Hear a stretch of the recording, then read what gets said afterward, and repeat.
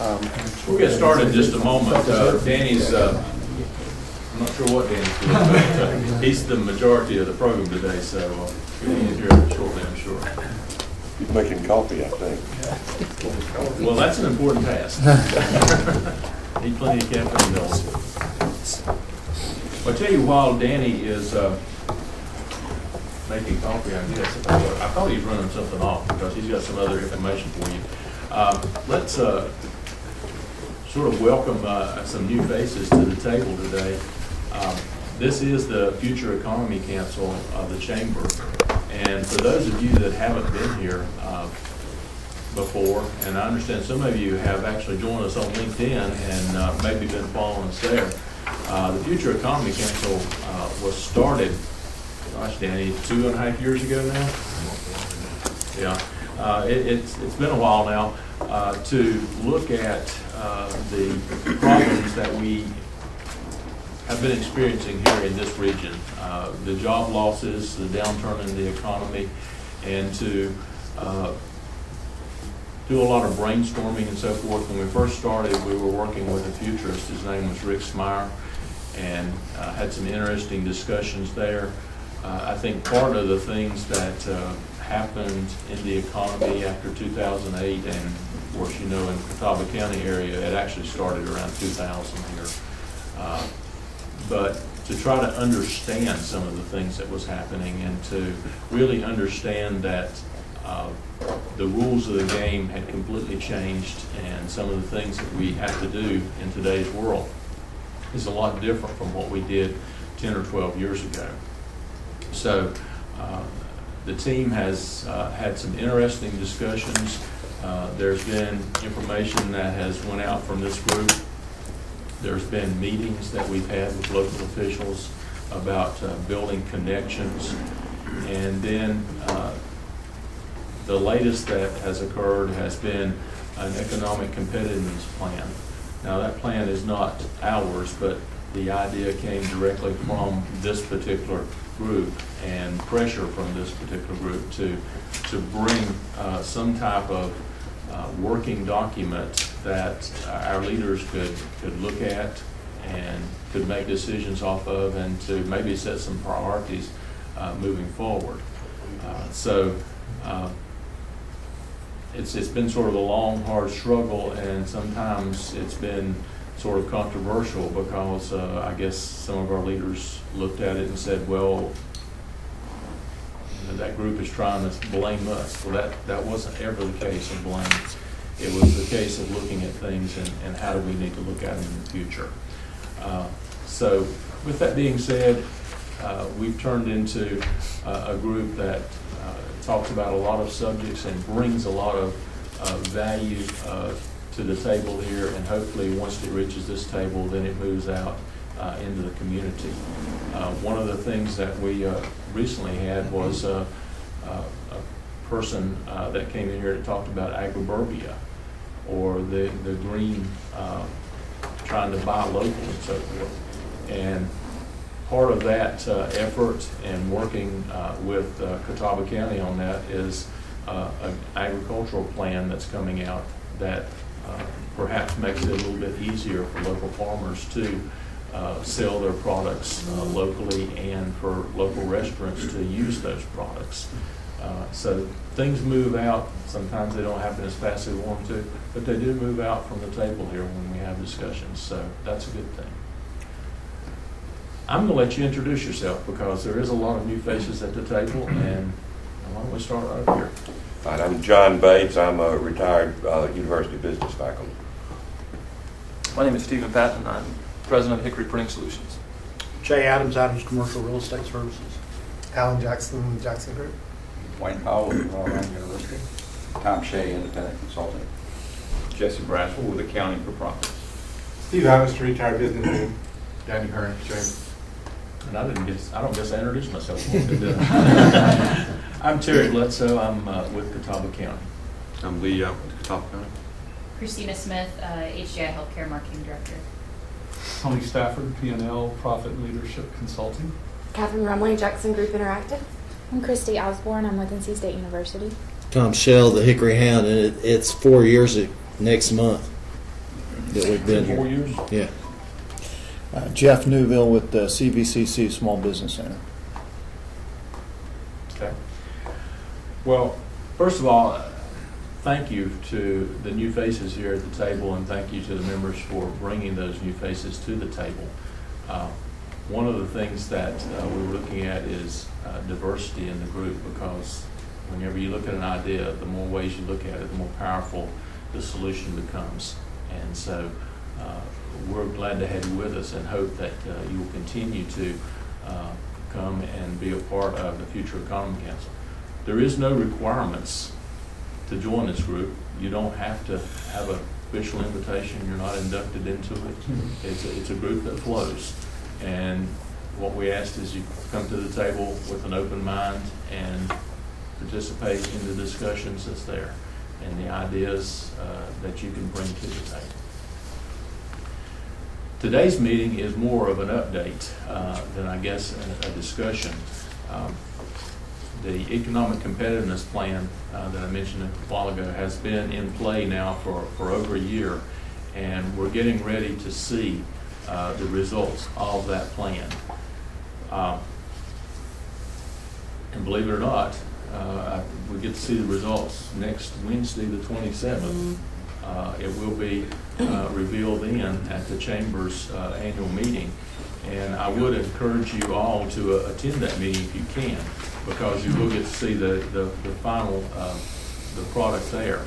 What you're going to get to see today is some of the workings towards that final product. And unfortunately, it's still not finished. There's still discussions going on and details that need to be worked out. But hopefully by next week, there will be a final plan, and Ted will be here to present it. So Danny's going to cover some of the things that's happened up until this point. To bring you up to speed since our last meeting, Ted did meet with the group and present his plan as the final draft. The group looked at it and said, well, we may not want to do this, but we may want to do that, and sort of limited some of the things that was on the plan. And it's down to some different areas, about 5 or 6 different areas of concentration now that'll move forward. And as we go through this, keep in mind, Danny may not be able to share some of the information with you because of meetings this afternoon and tomorrow that take place with this. So with that, I'm going to turn it over to Danny, and he's going to run you through a number of things about the plan. Well, good morning. Great to see y'all. Glad we filled the room. Stephen, good to have you, buddy. New board member, and we're glad everybody's interested in this competitiveness plan. I want to call on Dr. Powell, if you don't mind. Wayne has been a part of this from day one on the leadership team, along with Terry. And you want to comment about the process so far and where we are? Also, as well, we've had you know, in the large group of maybe 4 or 5 significant brainstorming sessions, going step by step to looking at what are the issues, what are the problems, how do we categorize them, how do we create some sort of a uniform theme. And then they had a series of focus groups, which I'm sure some of you were involved in, to again solicit input. So just a very typical strategic planning process, and come to a point now that there's always the debate on this. You want to have stuff that you can do, and you want it to be a little bit of a stretch, but not too much of a stretch. So if you put things out there like we're going to solve the K through 12 education problem for the country, well, no, we're not. No one else has been able to do that, and we won't either. So those things aren't going to be in there. But if you can come up with things that will actually make a difference in changing maybe the identity of this community. I think the working title of the plan now is Transformation Through Innovative Solutions, which I personally like a lot, because I think you're focusing on there has to be a transformation in what we're doing here, and we have to be innovative. And if we're not innovative, then we'll always just stay where we were. So, and I think I think they'll probably end up my guess is 6 categories. And the key to any strategic plan, which is just sort of what this is what you do with it after you finish it. There are things that are in this that I don't care about. There are things that I wish were in there, but that isn't what matters. What matters is what you do after you finish it, is that you take it and use it as a guide and an incentive to keep moving, and you put timelines on there, and you report back every few months, and you say, what have you done, what have you not done, and why. And so there will be some sort of leadership team identified with each of the 6 categories, and there will be hopefully significant people in the community who have some leverage to inspire other people to get involved, and then that spreads out throughout through the business community. So I think we're within a few days of actually having some consensus on where this will end up. Would you agree, based on? Should be today. Yeah, that's right. We hope that, but we thought that maybe last week too. But anyway, but the fact that there is ongoing discussion is a very good thing. I think that it shows the interest that the leadership has put into it. Yeah. Wayne, thank you. I say today, the funders to bring Ted here, we met Monday morning, first thing, because we as a team have not had an opportunity since our last competitiveness plan team meeting when Ted presented his final results back to us, and that was a couple of weeks ago. Ted's been in New Zealand, so we've not had communication with him in making these changes yet. That's why I wish I could just come in here, this is the plan, and give it to you. And he will be back just in time for our luncheon next Wednesday. Now, this is a requirement. You need to be there next Wednesday, 11:30 to 1:30 at the Convention Center. That's the annual membership meeting. And then Ted will outline the complete plan. We are meeting again. We Monday morning, the funders met, and Scott Millar led us into some suggestions on taking this and narrowing it down to these 6 areas and what these areas might be called and the strategies under them. And then starting to develop some teams underneath each one of these strategies, as Wayne was talking about. But the whole leadership team of 30 did not see what we did Monday morning, so they're coming at 2 o'clock today to give their blessing and hopefully some approval on the 6 areas that we think that we can do. It's early on, low-hanging fruit. There could be some early successes, some real challenges that are going to be long-term, but exciting challenges. For instance, like some entertainment complex near the water on 321. Going back to, Jay has been talking for years about the rails to trails between Hickory to Lenore. And that's even in the mix. Some big project that's going to be long-term, but the community can rally around. And that's just an example of something long-term. But there are going to be opportunities in here for these teams or these smaller programming areas where we would need you. And this group itself may want to take on one of the projects. So until you see in detail what we're talking about doing, I want you to keep an open mind, and if you do have some good suggestions, which you probably will, we'd be glad to take them at 2 o'clock today when we have a big group. Other than, I don't want to share with you right now those 6 areas just because of respect for the group, and it's not been approved yet. This is the plan, is what Ted presented to us. His subject areas or his priority areas are just named differently. And what I've given you, I have taken this document and made an organizational chart out of it, so you can see. But obviously it doesn't have the details, and we can go into what these mean if you have particular areas of interest you want to know more about. But this is just an easier way to describe what Ted feels were the priorities that he heard from the stakeholders and from the leadership team with all 5 of our meetings. Jobs obviously is number 1. The leadership void is significant, and he separated that. Place, meaning the arts and cultural, like we talked about, Steve, and outdoor activities, waterfront development, like I mentioned to you before, and our vacant buildings. Entrepreneurship, I took the liberty of taking that out of jobs and making it separate. Entrepreneurship ought to be totally separate and concentrated on in itself. Social capital, and we can get into that, and then workforce skills. I again took liberties in, this is not what the org chart's going to look like. If I had to sit down and put it on paper, this is just how I designed it.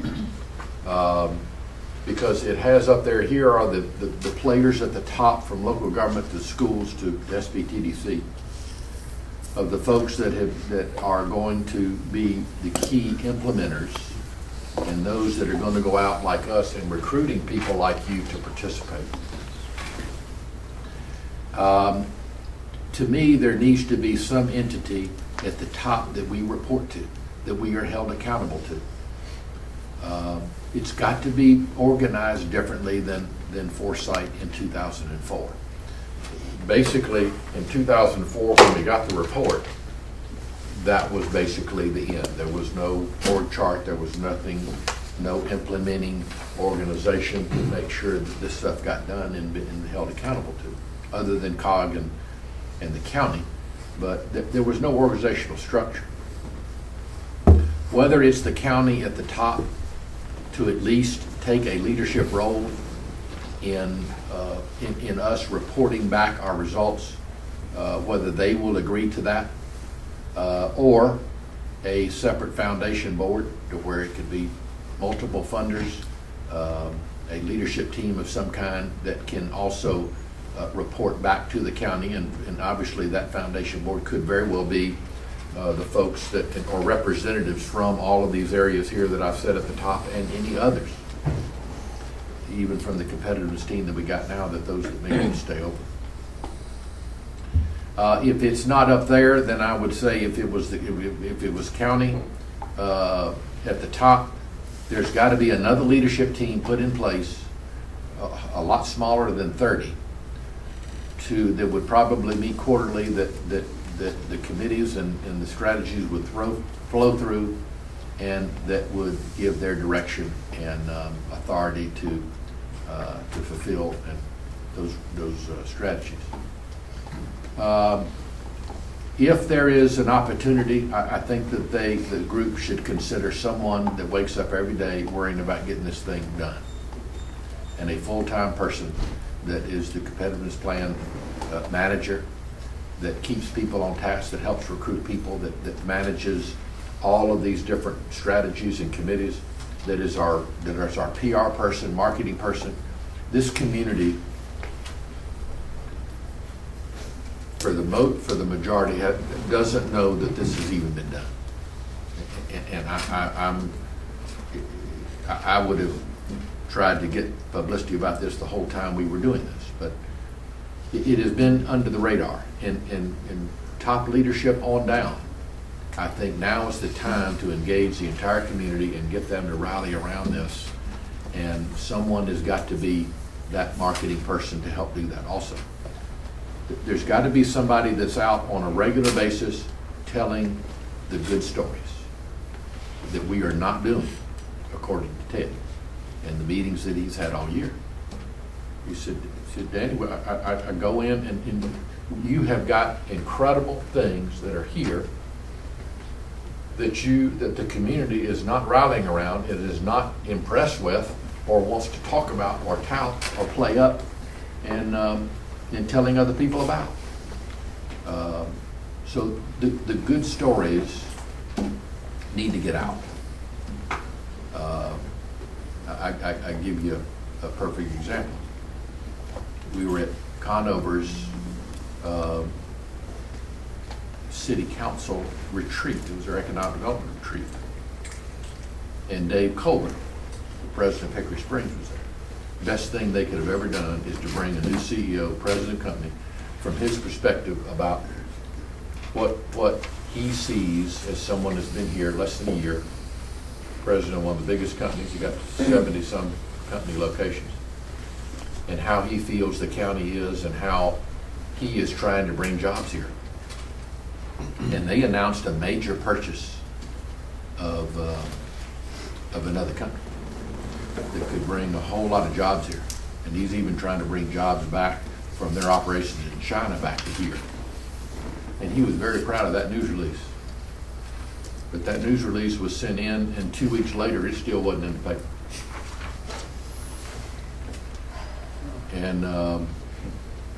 And the only reason why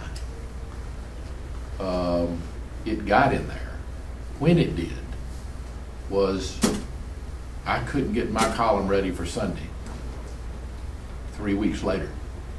So I told John Dayberry, you got open space, go ahead and put something in there, and that's when they put in the news release.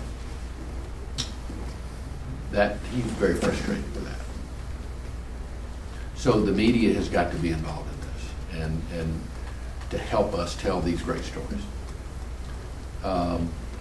But I feel good about where we are. But we've got a lot of work to do to rally a community around finally a plan that we hadn't done in a long time, since '04. So we got a lot of work to do.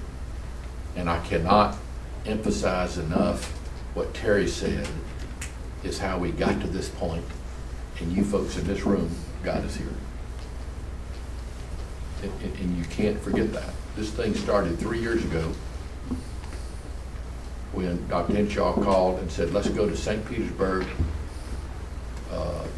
They have a collaborative labs there at that college that works with communities and nonprofit organizations and corporations all over the country in using their technology for them to develop strategic plans and an amazing way that they facilitate people with creative and new ideas and how to move communities forward.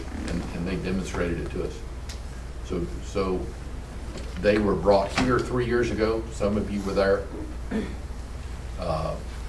That we hosted a meeting of about 50 leaders there and did a mock strategic plan with all that technology they brought here and the people in the room. We came up with 40 or 50 ideas there, and that started the process of going forward to getting a true plan established. And from there, for the first time, the Chamber Board and the EDC Board met and evaluated those results. Then we were bringing the results back to y'all. I had no think tank, no other group to start vetting all these ideas than this group. And y'all discussed these and cussed these for another year and a half. So that's where in January we held an entrepreneurial summit for the sole purpose of introducing Ted to the leadership in the community, because he is Southern Growth Policies Board President out of Raleigh. He is the former director of the Research Triangle Park Economic Development. And to talk about how do you do an economic development collaboration within a community. There's 160 people there. So that introduced Ted to the people that we wanted him introduced to that would make the decision, do we want to hire him? And after his presentation, we went and had lunch with him, and the powers to be at lunch. And from there, decided let's put together a team of folks like Dr. Powell and the hospitals and Hickory and the county and other folks to help fund him here. So he drew up a plan. It was the stakeholder meetings. It was 5 meetings with this leadership team. The leadership team was composed of people who were appointed by those that helped fund this. And here's where we are. So we've got a lot at stake, and we got to get this thing done. I don't want to get into a lot of these areas, but in particular jobs. We talked about product, sites, and spec buildings. I've given you a sheet that we keep talking about, and a lot of folks may not have seen. But remember, we talked before about what spec buildings we have, but the folks that are coming in requesting space, they want something else. We got 350 empty buildings, but they're not buildings suitable for what new companies are looking for. So what we have is, this is a chart from the size, square footage versus the ceiling height. And the empty buildings that we have here, the ceiling height and obviously the multiple floors just don't work. So what you see is at the top from 36 feet to 20 feet, that's what, that's not only what we have, but that is also what is being requested by clients coming in. 75% of people want an existing building. But what we have to show them are the dots down below from 18 feet to 8 feet. So what folks are looking for and what we have, they don't mix very well, do they? So putting together I am so encouraged that we are now getting public and private support for a potential spec building or spec buildings. I still feel the county has got to take the leadership role, and if we cannot get a public-private development or a spec building done, then I think it is going to be imperative that this group and leadership in and outside the chamber needs to look at the county to do this. They win every single success story that we do and that we accomplish in this plan. They win every time. That creates wealth, that creates more taxes. So I'm encouraged, but that is the priority, and Scott's taking that on, and he has some ideas, and he has a plan to present, and he is going to take the lead there. On a leadership role, there were so many different options of what we do with leadership. They want to start with the current leadership Catawba program and assessing that and elevating that to a different level, raising the cost of it, raising the value of it, and they're making some great suggestions. A CEO leadership program could very well be a couple of different ideas. It could be an annual program for new CEOs that have come here, and more of a community and leadership program, but how are we connecting with the new leadership that's coming in? Or it could be, and I've talked to Dave Colburn about this, to pick his brain, what has wowed you in all your corporate programming that you have been to that we could produce here, whether it's a weekend retreat or a series or whatever, but what can we do for any of our top leadership on personal leadership development? And he really wants to help us with that and has some great ideas. Daniel, yeah. Quick question on that. What was, and I know we're not going into details on the plan quite yet, but what's the number one goal with that whole leadership section? I mean, what was defined as kind of the problem that's trying to be solved there? What this group has heard a couple of times is in every stakeholder group from near 250 people, they could not name the go-to people in this community. If you needed to get something done, who would you go to? So really the desire of any of these steps is to help better mold the leadership of this area so it's clearly identified and they've got the skills and competencies to do it. Fine corporate leadership, particularly. Yeah. He was even disappointed in the governmental leadership in their stakeholder session that they did not even name themselves in that question, which really surprised me. So if we've got this now, as we've been told, this really needs to be business driven. We've heard that loud and clear. So who is going to do that? That was one of the things that was identified early on by Well- this group, and Yeah. to build leadership skills, especially leadership skills around change. Well, I'd even go a step further, and maybe this is part of it too, but I think even helping identify those future leaders. I mean, I think, yes, people we already have in leadership positions, building skills up and making them more of a cohesive group. But I'm even more concerned, which I think, I'm sure factors in here too, it's just all these people we've got in the community that are good potential leaders for our community, but we haven't engaged them or got them in a pathway to go there, so. But what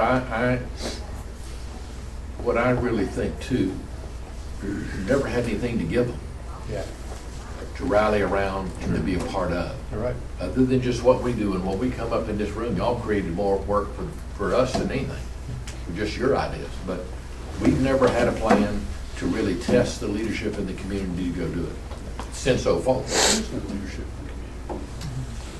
And that's, I mean, I'm just going to give you an example. And the fundamental problem here is we elect people to do jobs, and the elected people immediately give everything over to the staff. City manager, county manager. We adopted the management form of government many generations ago, and we live by that. And any elected official that intervenes with any of the activities in the management's purview is micromanaging. It's totally conflicting. We talk about the thing at 321.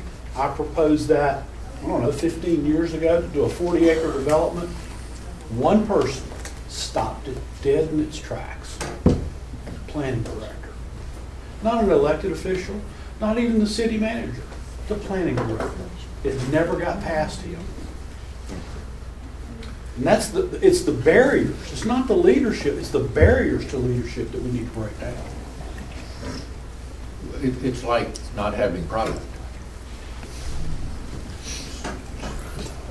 Scott's been out talking about that, and to do the multi-jurisdiction part took there 4 years to do. We got to make sure everybody that wants to get in gets in, and then where do you do it? He has been the lone voice out there trying to put product together. And I told him the other day, now he's got cover. Now he's got in writing and in a plan that's basically about the number one priority. So now we have a lot of other voices that can get behind and rally around this, and then still come to the table and say, what, Catawba County, what are you going to do to take a leadership role in making this happen? So we've not had that until this. Let me ask, I've got a current issue.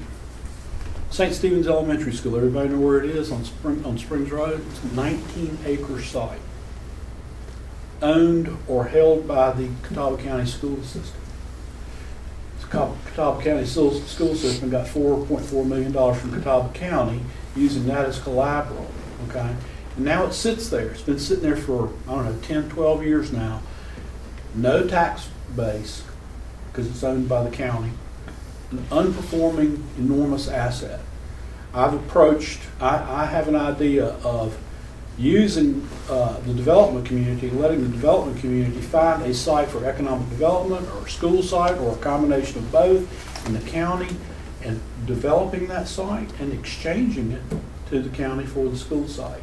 Question: who do I go to?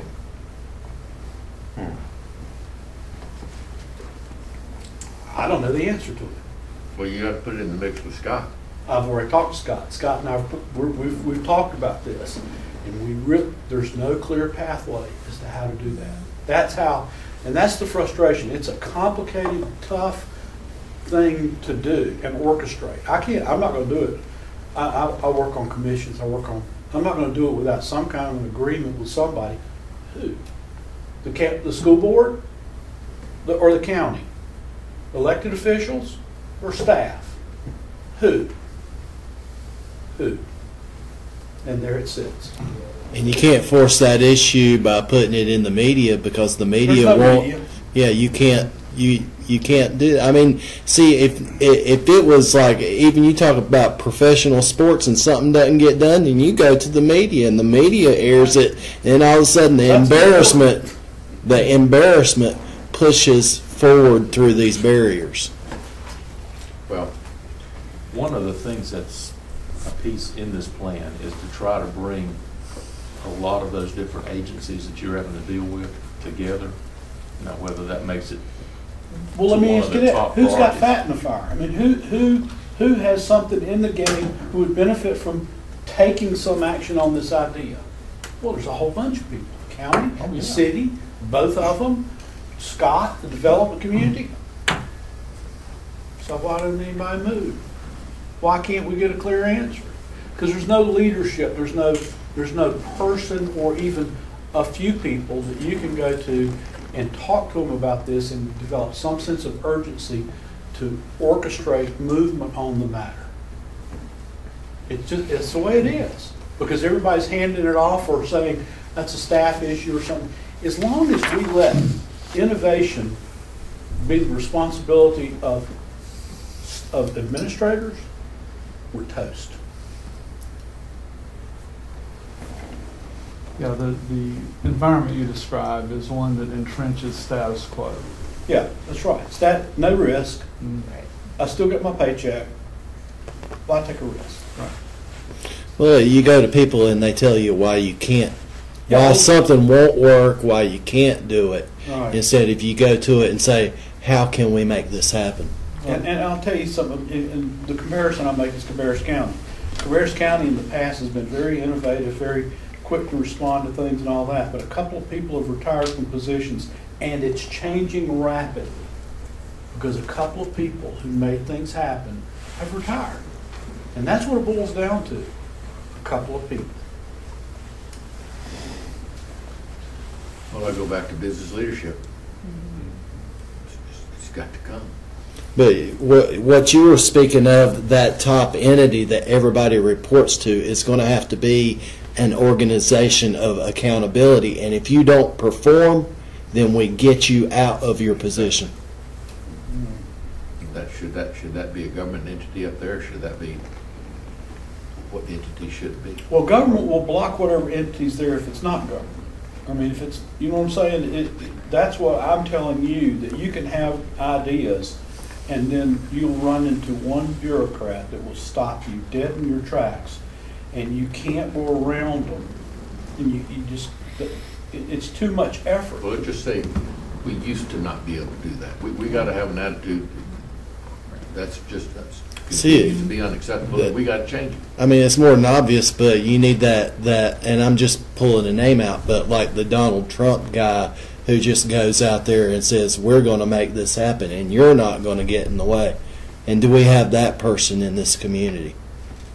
A person with money and status that will put their name out there and say, this is going to happen, and if you get out of the way, I'm going to embarrass you.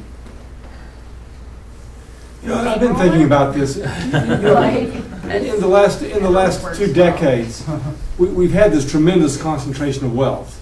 And it used to be 2 or 3 decades ago, businesses got funded, people had projects and they got funded. We had probably 24 sort of second-tier wealth entities in the region here. But as wealth is concentrated, largely because of the offshore cash flows, we don't have any of those second and third tier wealth creators here that can fund things, that can push through the bureaucracy. They're all in Charlotte, or they're all in Atlanta, or they're all in Durham, and there are so many fewer of them.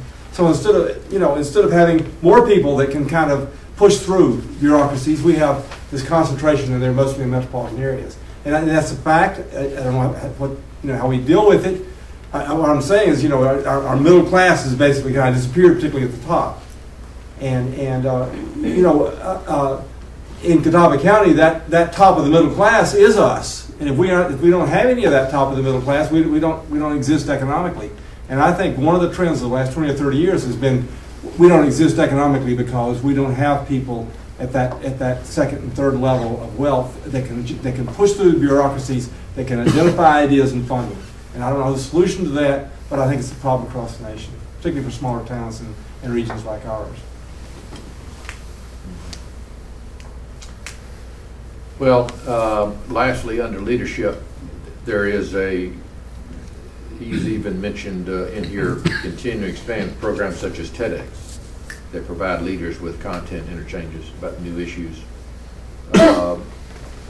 Our young people and a leadership program that they help create that helps them get engaged in this and the community and in leadership roles, that is huge and has got to be a part of this leadership development process is involving the YPs. In place, vacant buildings, Stephen Schufert at SureTape, we hope may take the lead there, and he's got a lot of interest in that, and I can't get too much into it because I don't know where they might even begin. You know, they did pass a policy that freed up the opportunity to take existing buildings and demolish them and bring them to the landfill and waive the tipping fee. But I'm hearing that is very restrictive of what you can and can't do, so we may need to modify that, and we got a group at lunch talking about that. So these vacant buildings are going to have a team of its own and a major player in this whole development strategy. Are most of these buildings they're within city limits, so that you're going to have multiple layers that you have to go through in order to? I mean, I'm talking about the older buildings, and I think of buildings such as here in Hickory that you're going to have to go through the city of Hickory as well as Catawba County in dealing with those. And if some way that you could streamline that process. Everything's on the table, Tom. Okay. This is where, when we talk about waterfront development, outdoor activities, that's inspiring spaces that the city of Hickory is doing, which I commend them, and they've had consultants in here, and they're looking for multiple opportunities to invest in developments and exciting things like this that will help broaden the quality of life here. And one in particular, when throughout this whole process they started talking about this waterfront entertainment complex between the stadium and the bridge at 321 and being able to utilize the lake more, the blogs and the emails just lit up with people interested in seeing something like that take off and be invested in. The city's is spending a lot of time and effort with the rail line between Hickory and looking at that, trying to get that I've been working on that since 1999. Guess how many phone calls I've gotten from the city? I understand, but your name comes up at a lot of the meetings that this goes back to an old idea and I think it's terrific that they finally got their memory back and are now looking at it. Yeah, I just have an observation listening to some of this on where the highest leadership should be. It should not be the government. It should be people who have enough leverage to force the government to do what it should be doing, and that is overcome bureaucracies instead of create them. But the natural mentality of all governments is to hunker down, create bureaucracies to prevent you from doing things. That's the natural trend. That's why socialism doesn't work. And that's what our government does, naturally. It's not because they're bad people. But so if you have people here who have enough leverage that somebody in the city or the county isn't helping you succeed, then you go beyond it. There you go. Or get rid of it. So, and so this has to be driven by private people. Well, I'm sorry, city and county people. I mean, I've worked in government too. So I see the blocks every day. Yeah, that's right. So, but I had a hard time putting that there. And the only reason why it was there is if we have a full-time person developing this, and the dollars it's going to take for product, the total investment of this and the dollars behind it, I just thought that the county ought to take on and step up and fund this plan. Of course. The problem would be if somebody is employed by the county to implement this plan and says that person will not be able to go out in front and say, the county's screwing up and not doing it, the people in the county are not doing what they're doing because it works for the county. So there needs to be some independence and the ability to get nasty about people who aren't doing it.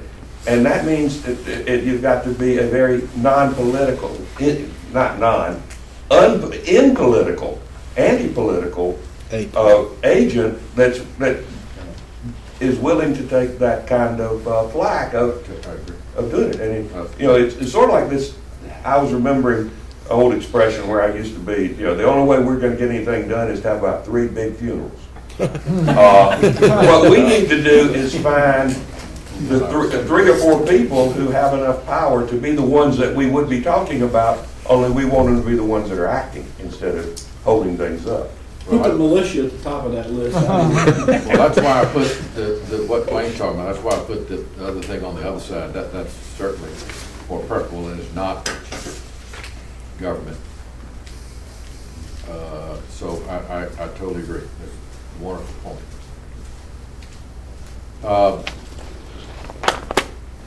The arts and culture, Alan, that was huge in trying to get and play up the fact of what our incredible cultural opportunities in arts that we've got here.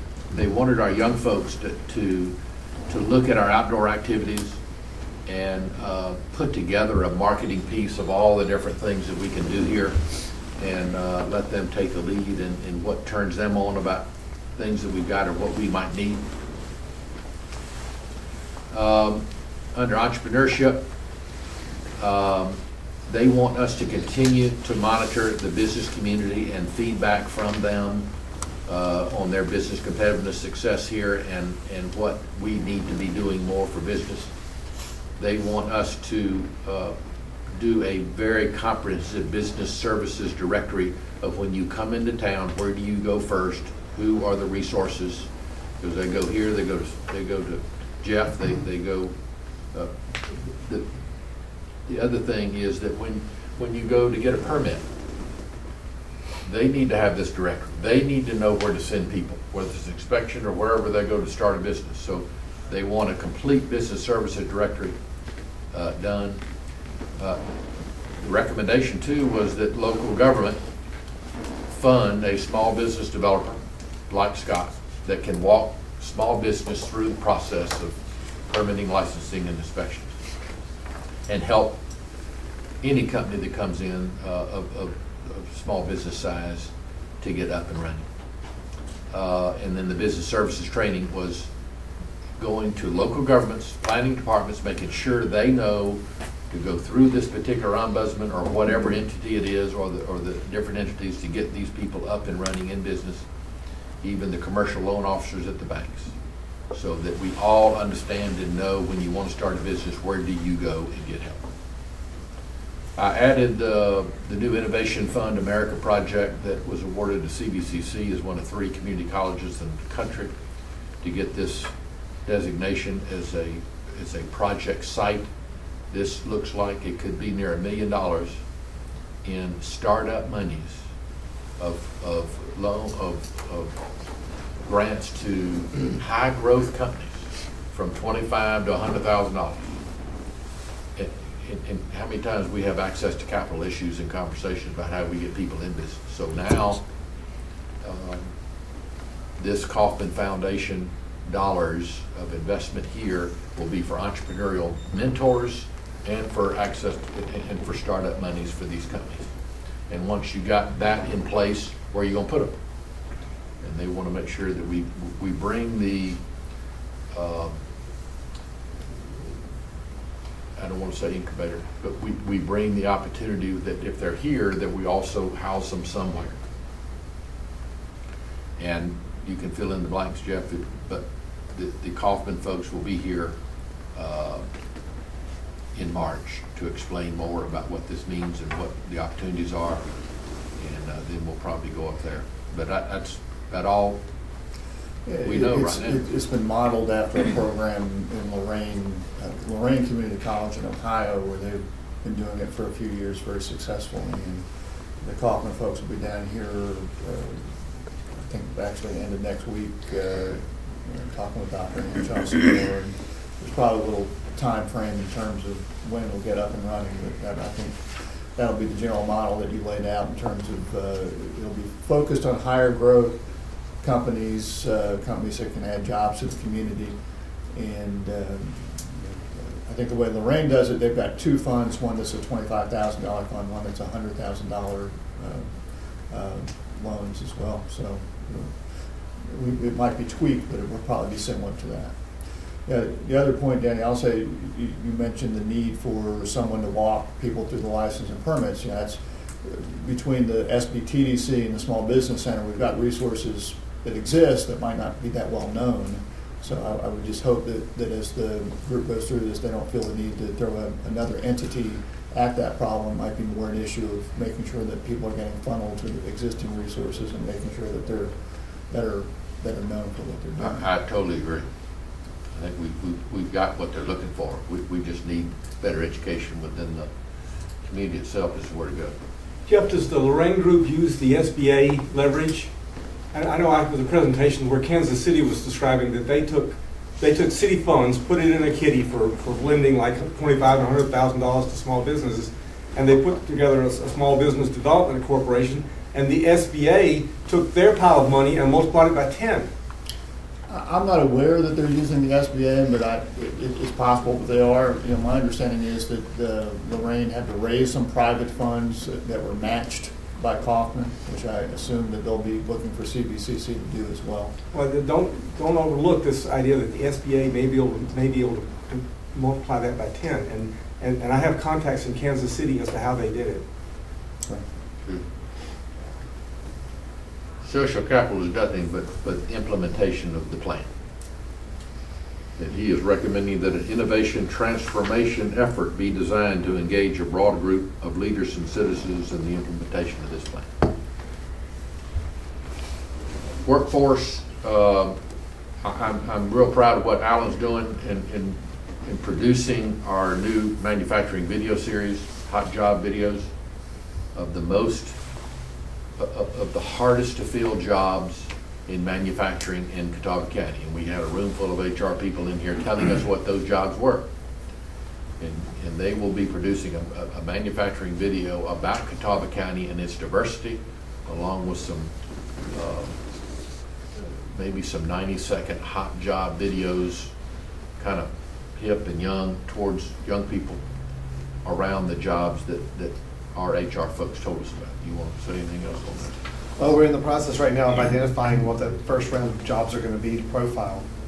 These little clips would be showing somebody, an actual person that has that job, that can talk on camera a little bit about what they do, not identifying a company necessarily, but just the job itself. But it would all build into a series, more of a bigger picture. We want to have a series of videos that guidance counselors can show the kids in school, that can get out on YouTube and be searched that way. Just something that really shows them that just because you hear the word sewer, a job doesn't necessarily mean what you may picture from 50 years ago. It's a completely different world now. We want to show that off with technology and a lot of the cool stuff and gadgets that they get to work with in these different jobs. And then the end result is go to this website, which I know Carmel is working on building. Go here or go to this website to find out more about who may be hiring in the area on those jobs, more information on it. So I guess maybe it's the engineer in me. I really love how it's made. Shows. Oh, I like the. Maybe if we could do some of those, featuring, how it's made in Catawba County. I like that. Well, that was actually one idea that came up too, is in some of these jobs, actually be able to show a little bit of some high-profile uses of either the furniture, or the equipment, or things that are being manufactured here. What was it? Some chair or desk that is. What was that? Like a high-profile political. I don't know if it was the White House or something. Baker Furniture made a desk for Putin. Right. Or I don't know. It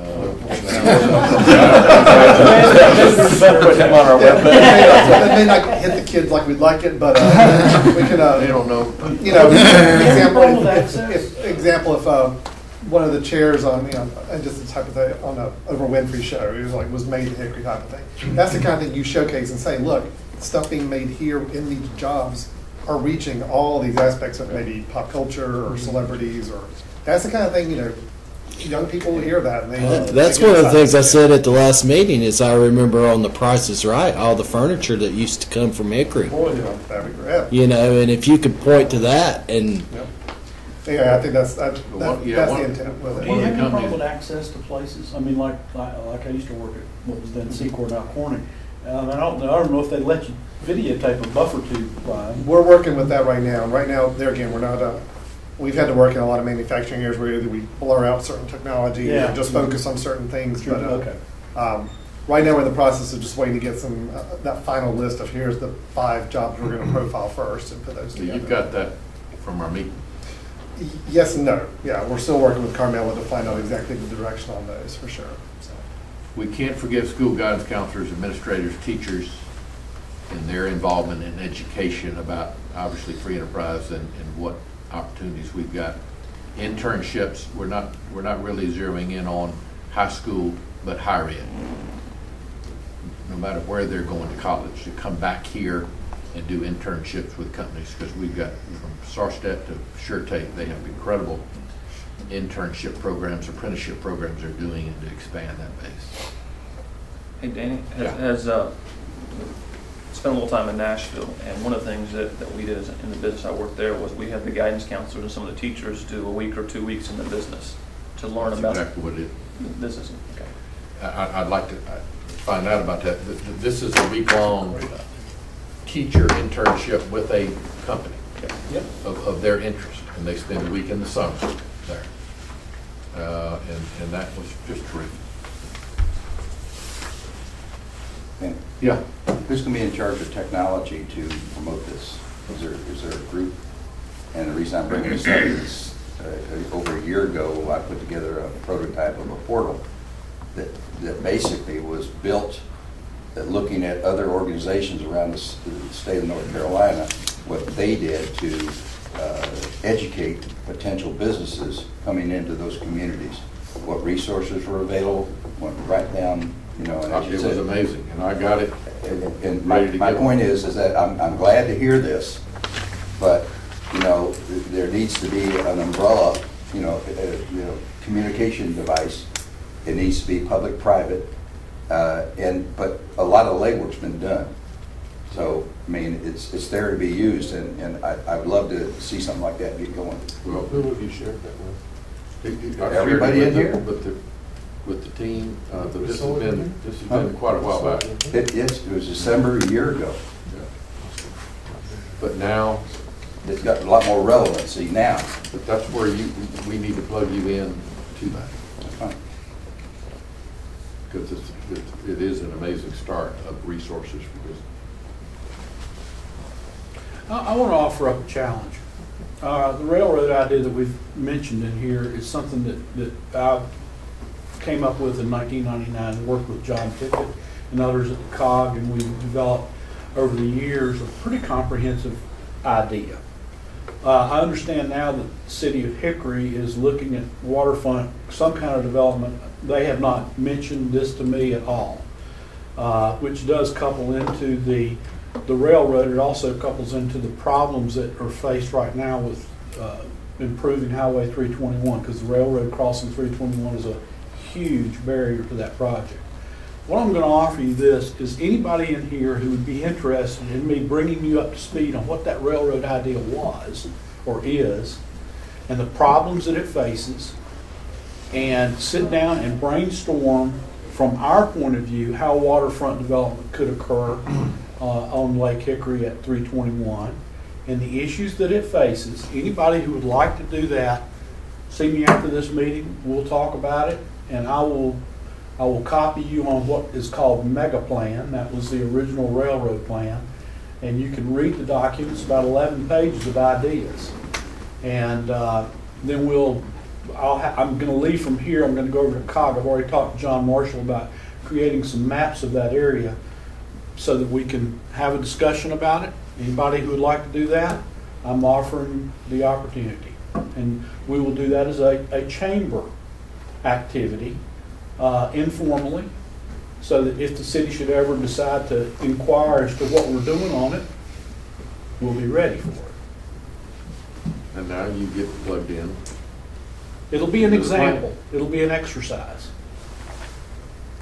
You know, I'm a little concerned we don't exist in isolation. We haven't. I never heard COG mentioned here, and there's no sort of focus on regional outreach, whether it's to the High Country Host region or the Charlotte Regional Partnership or the Central Carolina Council of Governments or Western Piedmont Council of Governments or Byrd County or Lincoln County. And it seems to me that sort of there needs to be kind of an outreach function too that doesn't seem to be included here. We didn't even mention Western Piedmont Council of Governments, which is sort of an existing outreach function.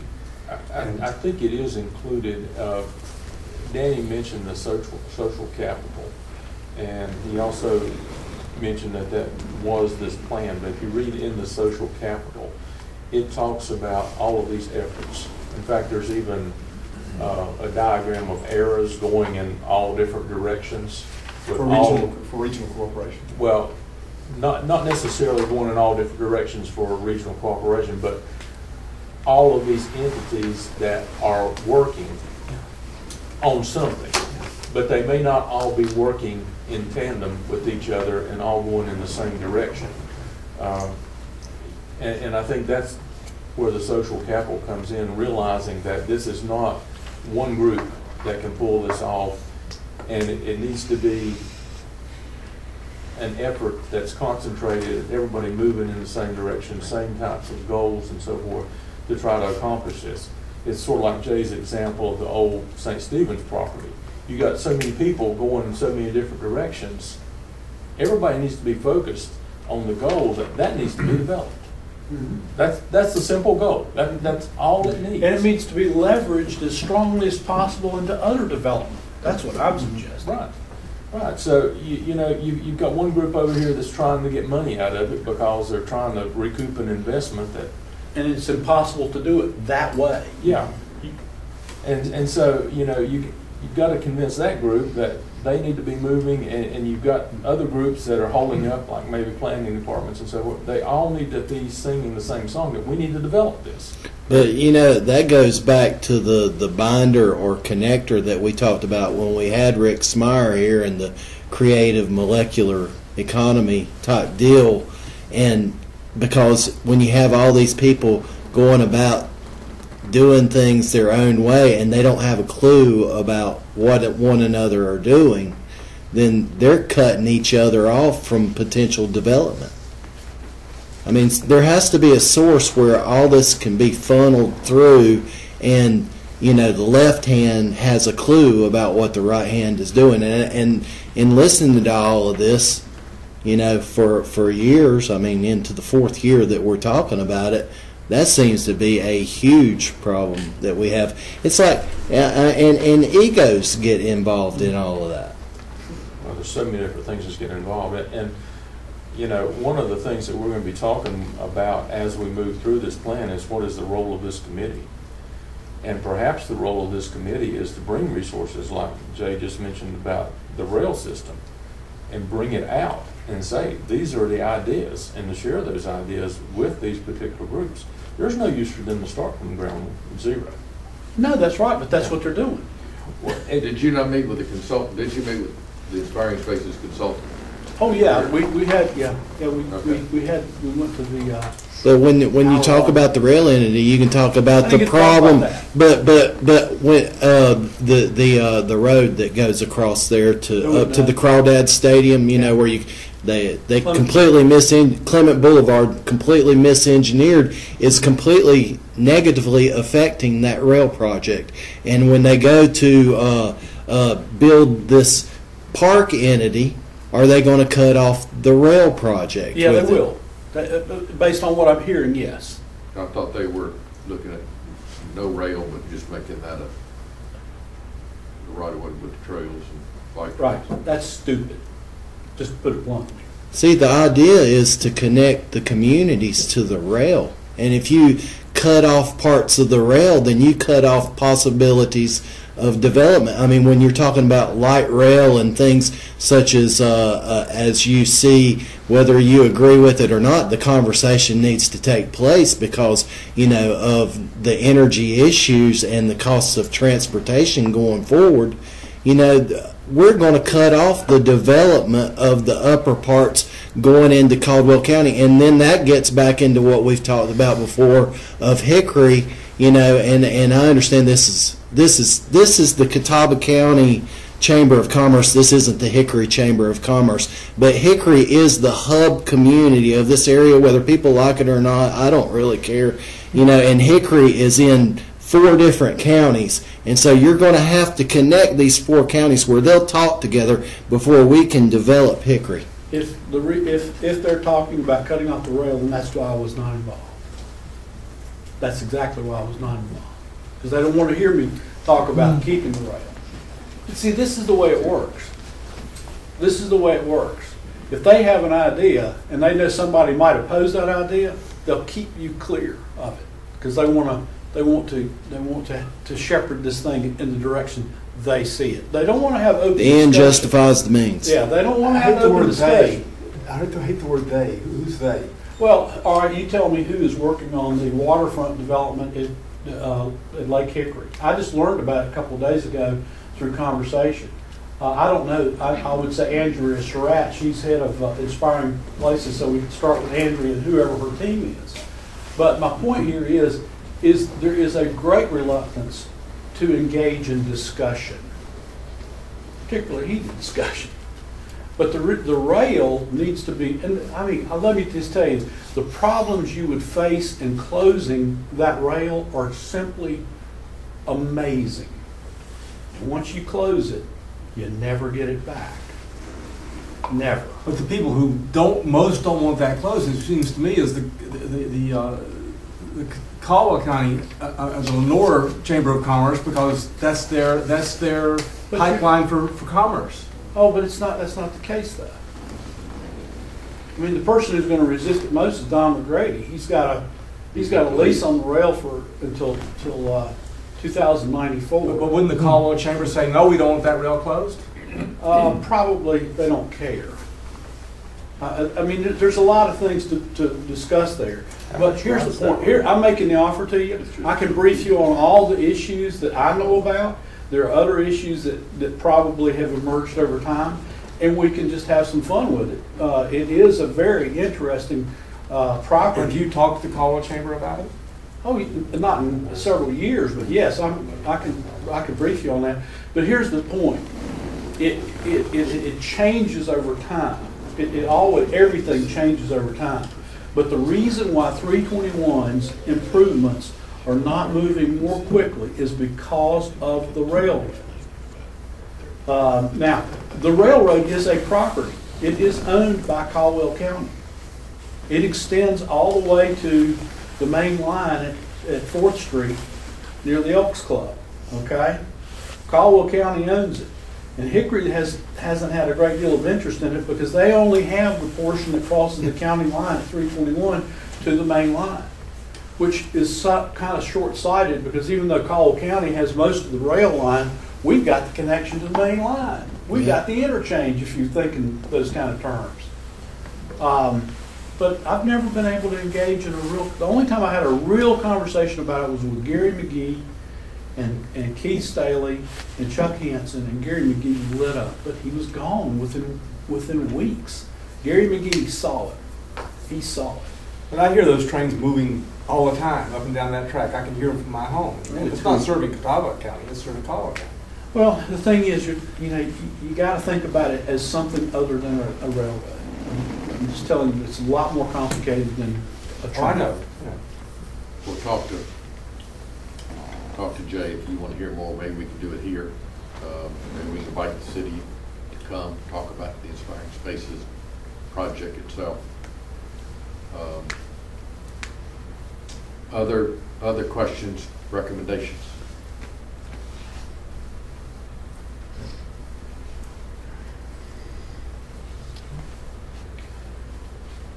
I guess we see what moves forward in the next week. And hopefully everyone can come to the meeting on the 27th. I'll go ahead and tell you that I will not be at the meeting on the 27th because I'll be doing a presentation in Chapel Hill on that day. So I need you folks to be there. Make sure to represent the future economy. Can we get tickets here? Not a ticket, but you get a Reservation. More We to can invite come. guests too, can we? Oh, yeah. More to come, folks. We appreciate y'all very much. A couple other things before we leave. I don't know where you've seen Our State Magazine this month, but there is an article in there about hickory. It's a good article, but, and the reason I say that is it's by a person that's reliving some of the past. And I think there were some good things brought out in the article, but there was so much more to tell about hickory today than what was in the article. So please read it. There's some good things in there, and appreciate the information that's being provided there. Also, I've reminded you several times, but TEDx Hickory is the 23rd of March. If you haven't got your tickets and you want to come to this, it might be a good time to go online and get those tickets because they are moving pretty fast now. We've got 11 presenters that we feel are top-notch presenters this year. Spent a lot of time going through. Last year, you know, we sort of struggled to get presenters. This year, we struggled to who to cut because we had that many. So some good presenters there. Alan, Lee, anything you want to say about it other than that? Just we're looking for bigger and better this year, so I think it's going to be fun. TEDxhickory.com. TEDxhickory.com. You can buy your tickets. There is a dollar amount with the ticket this year, where last year was a free event. We're trying to ramp up the production a little bit more. And I do feel like, what's that? Money grubbing. I know, that's right. What are you going to do? Lee's got all this idea for a bunch of decor to put up on the stage. It's costing money now, so we got to actually charge ticket. But free tickets are perceived as worth nothing. So. Well, lunch is included. Free with beer the, this year. Lunch is included with a $15 ticket, so that's a pretty good deal. You're buying, right? Yeah. You going to sponsor that? It really is. Just if anybody's ever been to a TED conference or seen any of the TED Talks on screen on video, that's the environment we created last year at the Arts Salt Block Auditorium, and we're going to do it again this year, and it's going to be a fun day. So we encourage everybody to come on out and check it out. Good networking opportunity. Yeah. Real good networking opportunity. And you would be surprised at how much outside interest we have in this. Yes. It's not just local, and especially now that people know that Hickory is sponsoring a TEDx, we sort of get the reaction, Hickory's got a TEDx. Mm-hmm. They really don't believe it, but We actually do.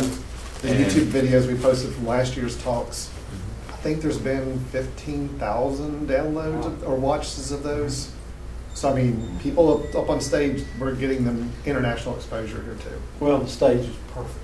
I think the venue's really great. The venue's really good. We are talking about maybe looking at a different location next year. Oh, you could. But it would be somewhere very near and dear to all of our hearts. We're talking anyway, but that's a discussion there. So we got some good alternatives that we want to mix it up from year to year going forward as well. But no matter what, staying right here in our back door. So. And that is sort of interesting. Last year, we were just trying to survive, and this year, we're planning for this one and possibly even looking at next year at the same time. I think it ought to be a weekend event. You ought to have them at Peterman Road and the Salt Block and the Hickory Community Theater and mix them all up. Thanks for having us.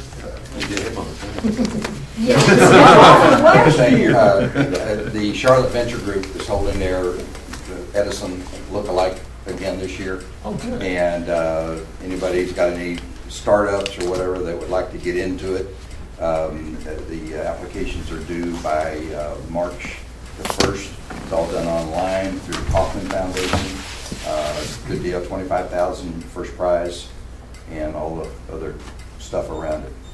And our Edison, we're going to put our team together the next couple of weeks. And Garrett's already said, because of Kaufman, our first prize will probably be $25,000. instead of 5. That's how. Yeah, and last year, the Charlotte Venture Group, because of that, they had 117 companies put in applications. They took them down to 35, put them in 5 categories. And I mean, outstanding companies, unbelievable technologies and stuff. Folks, thank you very much for your participation. Appreciate it, and hope that the first-timers with us will come back. Somebody asked me about when we meet. Our official meeting time is the 3rd Thursday of the month from 8 until 9:30. So put that on your calendar. Thank you very much. All right.